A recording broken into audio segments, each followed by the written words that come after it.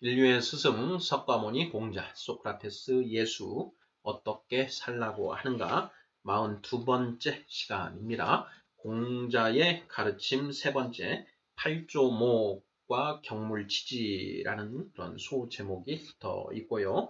모두 3개의 질문으로 이루어져 있습니다. 자, 질문을 먼저 읽어보도록 하겠습니다. 1번 공자는 15세에 천명을 알겠다고 뜻을 세우고 35년간 정진하여 50세에 천명이 무엇인지 깨달았습니다. 공자는 천명을 깨닫기 위하여 어떤 공부 방법을 동원하였나요? 자, 2번 대학에는 군자가 되기 위한 공부 방법론이 기술되어 있습니다. 이를 8조목이라고 합니다. 8조목의 내용은 무엇인가요? 3번 경물치지는 천지만물을 연구하여 어떻게 살아야 하는가에 대한 답을 얻는다는 의미입니다. 어떻게 이것이 가능한 것일까요? 자, 이렇게 해서 모두 3개의 질문입니다. 자, 공자님이 15살에 이제 학문의 뜻을 세웠다라는 것이죠. 자, 무슨 학문인가? 자, 여러 번 계속 반복을 했습니다. 천명, 도대체 하늘은 우리에게 어떻게 살라고 하는가라는 그 답을 찾겠다라는 그런 뜻을 세우고 35년간 정진하여 나이 50에 지천명 하셨다라는 것입니다. 자, 공자는 천명을 깨닫기 위하여 어떤 공부 방법을 동원하였나요? 이것이 1번 질문입니다. 자, 공자는 어떤 공부 방법을 동원하였습니까?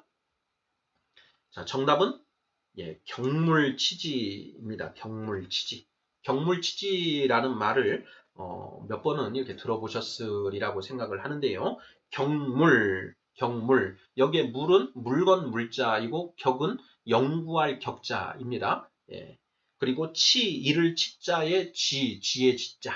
그러니까 이 만물을 연구하여 지혜에 도달한다라는 것이 바로 경물치지인데요.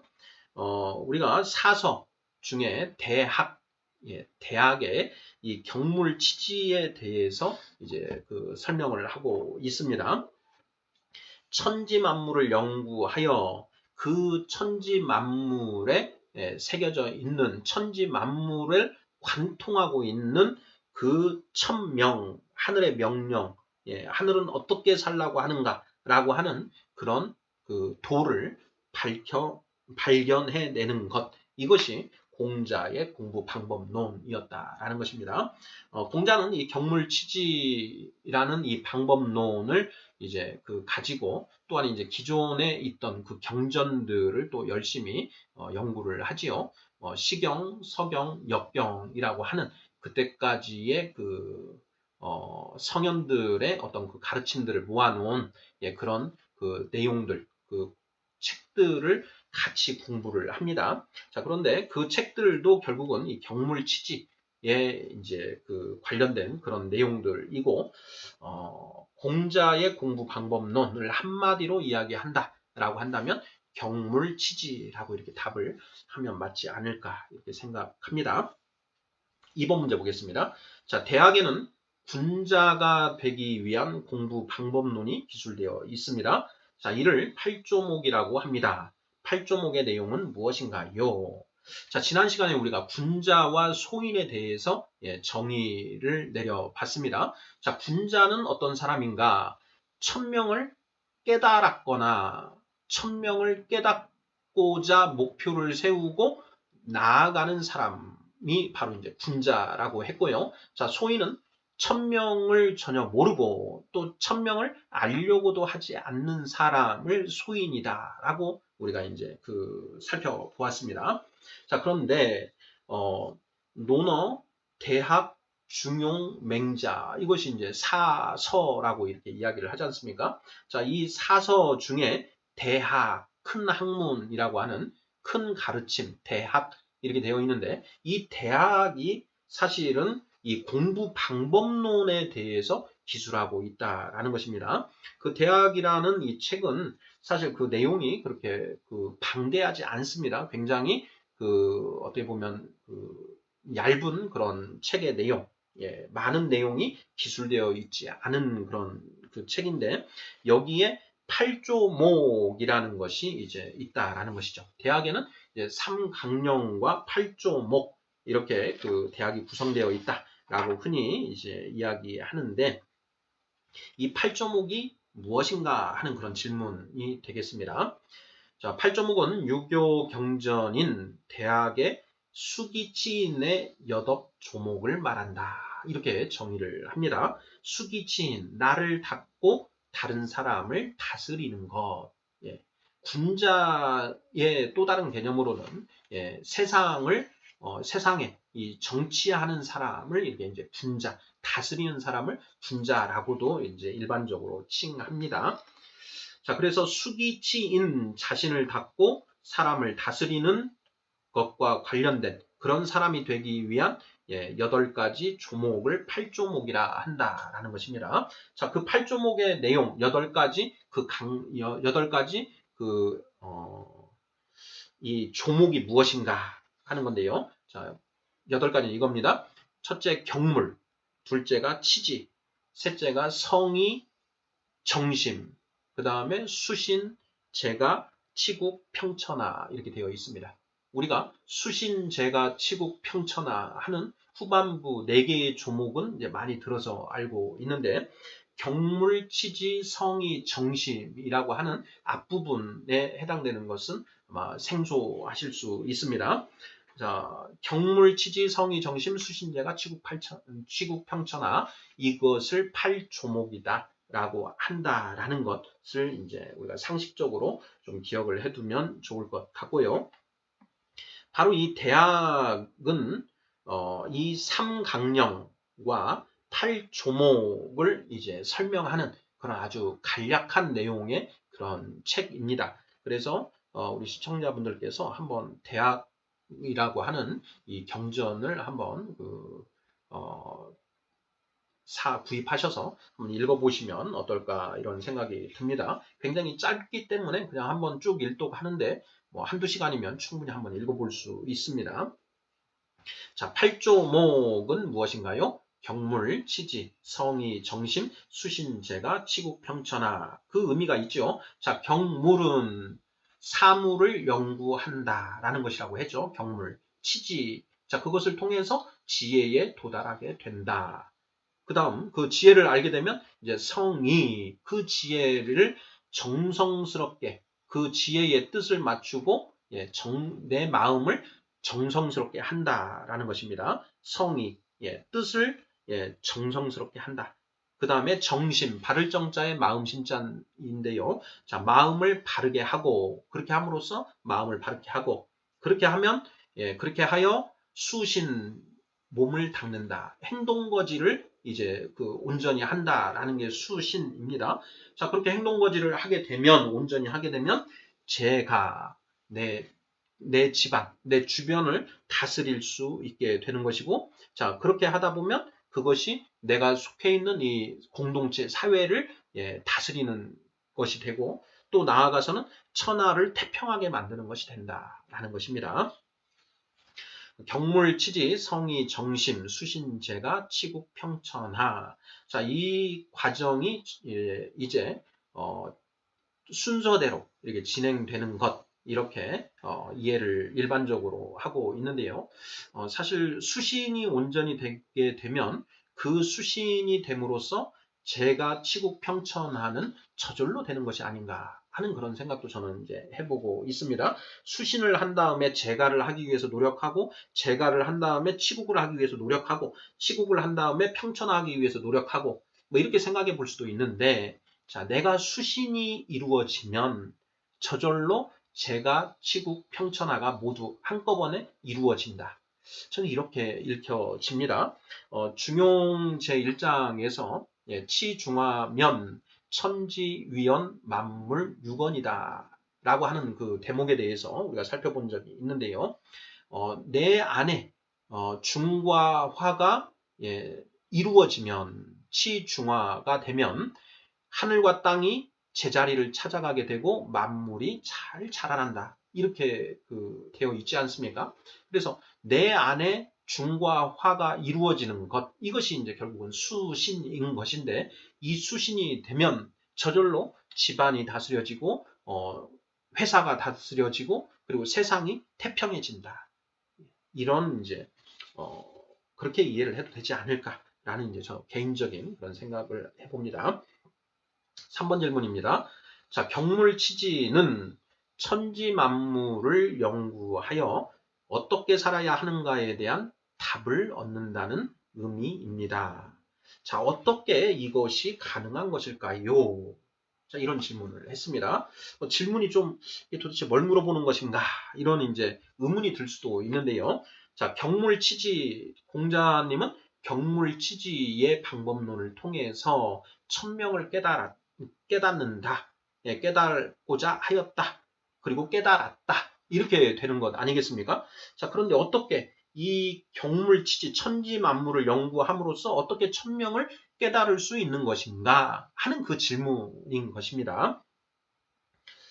자, 이것을 어떻게 그 설명을 해야 하는가, 또 어떻게 이것을 이해를 해야 하는가, 이 부분에 대해서 저는 이제 많은 좀 그 공부를, 좀 의문을 가지고 정말 열심히 찾아봤는데요. 답은 이런 것입니다. 천지만물과 인간 본성의 이 하늘의 명령, 천명이라는 것이 아로새겨져 있다라는 것입니다. 천지만물과 인간 본성의 천명, 어떻게 살아야 하는가에 대한 답이 아로새겨져 있다. 도대체 이게 어떻게 가능한가? 우리가 이전에 이런 내용을 한 적이 있습니다. 석가모니의 공부 방법론과 공자의 공부 방법론이었는데요. 석가모니 부처님의 공부 방법론은 인간 본성에 새겨진 그 천명, 인간 본성에 새겨진 하나님의 법을 쫓아 들어간 것이고, 공자는 천지 만물에 새겨진 하나님의 법을 쫓아 들어간 것이다. 이런 이제 얘기를 했었습니다. 그래서 공자님은 천지 만물을 연구했고, 석가모니 부처님은 인간의 마음을 연구했다. 그래서 이 공부 방법이 상당히 좀 다르죠. 석가모니는 내면으로, 공자는 외면으로 이렇게 연구를 했다라는 것입니다. 그런데 석가모니의 결론과 공자님의 결론이 사실 굉장히 같습니다. 아니, 어떻게 그런 일이 가능한 것인가 하는 이제 이런 질문들을 우리가 해볼 수 있는 것이죠. 저는 이제 그 답을 성경에서 좀 엿볼 수 있었습니다. 자, 성경에 보면 천지 만물과 인간 본성에 하나님의 법이 새겨져 있다라는 그런 표현들이 나옵니다. 로마서라고 하는 이제 그 신약 성경인데요. 자, 로마서 그 1장 20절을 보면 이런 내용이 있습니다. 창세로부터 그의 보이지 아니하는 것들, 곧 그의 영원하신 능력과 신성이 그가 만드신 만물에 분명히 보여 알려져 있나니 라는 이 표현이 있다는 것이죠. 창세로부터, 창세는 이 세상을 창조할 때 이런 얘기죠. 자, 창세로부터 여기 그는 하나님이고요. 하나님의 보이지 아니하는 것들, 곧 그의 영원하신 능력과 신성이 그가 만드신 만물에 분명히 보여 알려졌다. 라는 이 표현입니다. 자, 이것과 이제 또 비슷한 그 내용으로 구약 성경의 시편 19편 1절부터 4절인데요. 거기를 보면 이렇게 되어 있습니다. 하늘이 하나님의 영광을 선포하고 궁창이 그의 손으로 하신 일을 나타내는도다.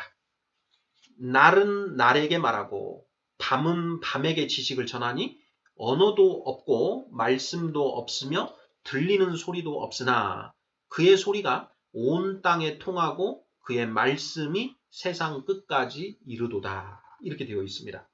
자, 이것을 이제 성경학자들은 이것을 이제 자연 계시다. 이런 이제 그 개념으로 표현을 합니다.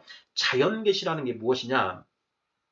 하나님이 창조하신 이 천지 만물을 통해서 하나님의 뜻, 천명, 그 천명을 보여주신다라는 것입니다. 그것을 이 시편에서는 이렇게 시적인 표현으로 표현을 한 것이죠. 하늘이 하나님의 영광을 선포한다.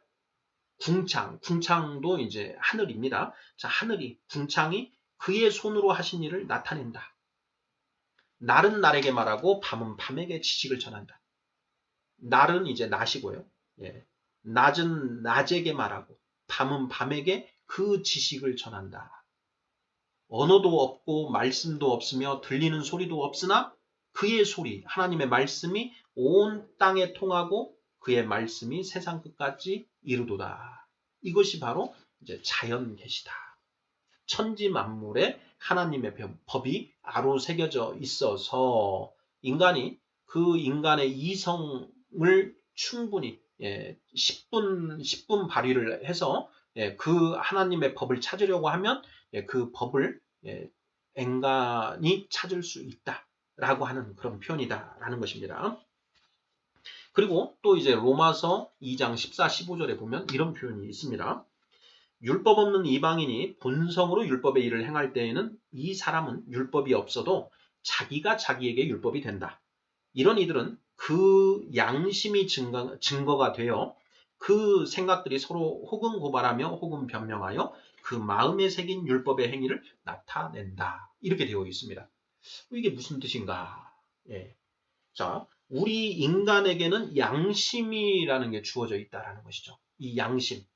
자, 이 양심을 우리는 그 마음의 재판관이라는 이런 표현으로도 이야기를 합니다. 우리가 어떤 일을 하는데 그것이 악한 일인 경우에는 우리 마음에 찔림이 있다라는 것이죠. 그리고 어떤 일을 하는데 그것이 우리 마음에 흡족함을 줄 때가 있다라는 것이죠. 그것은 선한 일이다. 선한 일을 하면 우리 마음에 뭔가 기쁨이 있고 악한 일을 하면 뭔가 찔림이 있다. 그래서 이 양심을 우리 마음의 재판관이라고 하는데 그 양심이 무엇이냐? 그 양심이 하나님이 우리 마음에 새겨놓은 하나님의 법이다. 이렇게 지금 표현을 하고 있다는 것입니다. 다시 읽어봅니다. 율법 없는 이방인이 본성으로 율법의 일을 행한다. 본성으로 율법의 일을 행한다. 이 사람은 율법이 없어도 자기가 자기에게 율법이 된다. 그 자기가 가지고 있는 그 본성이 율법이 된다. 율법은 하나님의 법을 말합니다. 자, 율법이 된다. 이런 이들은 그 양심이 증거가 되어 서로 혹은 고발하고 변명하며 그 마음에 새긴 율법의 행위를 나타낸다. 이런 표현입니다. 예. 자, 그래서 이 성경에 이런 말씀들을 보면 천지 만물과 인간 본성에 하나님의 법이 새겨져 있다라는 것입니다. 그래서 공자님은 천지 만물, 경물 치지의 방법을 통해서 그 하나님의 법을 깨달았고, 석가모니 부처님은 인간 본성에 새겨진 하나님의 법을 쫓아 들어가서 그 하나님의 법을 깨달았다. 이런 것 아니냐라는 것이죠. 3번 질문입니다. 경물치지는 천지만물을 연구하여 어떻게 살아야 하는가에 대한 답을 얻는다는 의미입니다. 어떻게 이것이 가능한 것일까요? 자, 그 이유는 천지만물에 하나님의 법, 곧 천명이 아로 새겨져 있기 때문에 인간의 이성을 충분히 발휘해서 열심히 그 답을 찾아가다 보면 그 답을 앵간치 찾을 수 있다라는 것입니다.